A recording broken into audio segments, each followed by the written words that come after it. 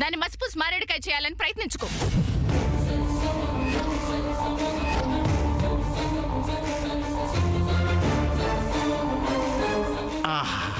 ఇది కదా మనకు కావలసింది. అమ్మమ్మ గారు, పద్మ... శ్రీనివాస్, పద్మ గురించి నాకంటే బాగా తెలుసా మీకు?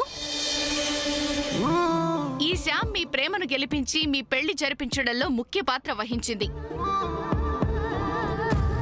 కాబట్టి దానికి కృతజ్ఞతగా పద్మతో పాటు మీరు తనకి ఈ రకంగా సహాయం చేస్తున్నారు. అదే కదా నిజం? నిజం వదిన గారు, ఇదే అసలైన నిజం, నిఖార్సైన నిజం. అమ్మమ్మ ప్లీజ్, జరిగిన దాంట్లో పద్మ వదిన తప్పేమీ లేదు. చెప్పమ్మా, ఇంకెన్ని అబద్ధాలు చెప్తావో చెప్పు. స్కాము రంకు నేర్చినమ్మా బొంకు. నోరు మొయ్యండి, నోరు మొయ్యండి, నోరు మొయ్యండి, నోరు మొయ్యండి.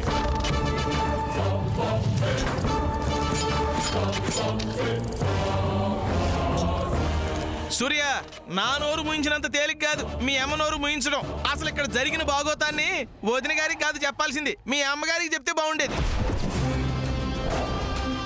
సరే, ఇప్పుడే వెళ్ళి ఈ విషయాన్ని మీ అమ్మకి చెప్పొస్తాను.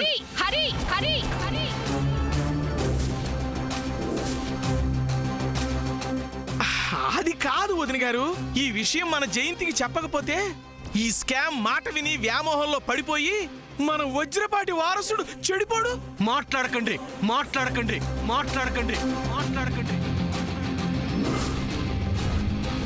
చిన్న విషయాన్ని అసహ్యంగా మార్చొద్దు.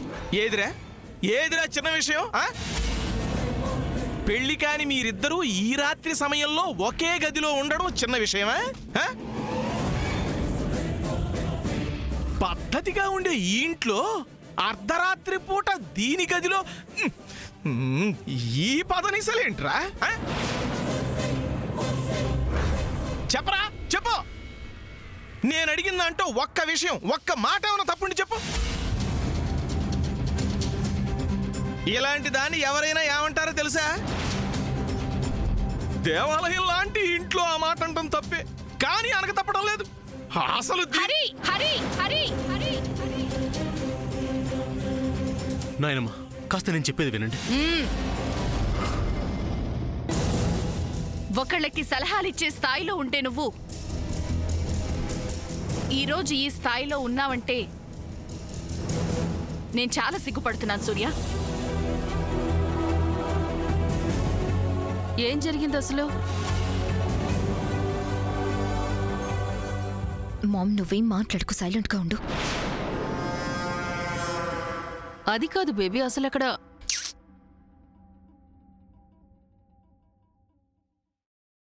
ఏమీ లేదమ్మా. అందరూ వెళ్ళి పడుకోండి.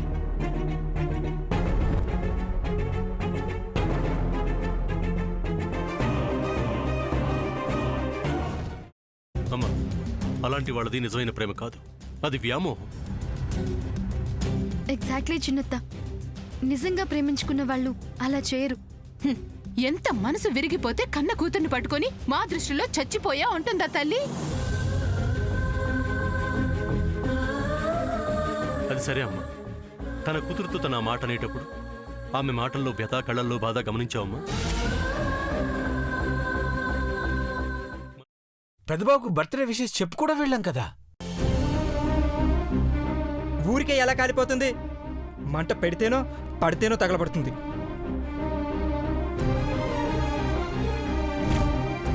కరెక్ట్ చిన్నబాబు, నీకొచ్చినట్టే నాకు డౌట్ వచ్చింది. పార్వతే షర్టును తగలబెట్టిందనుకుంటా.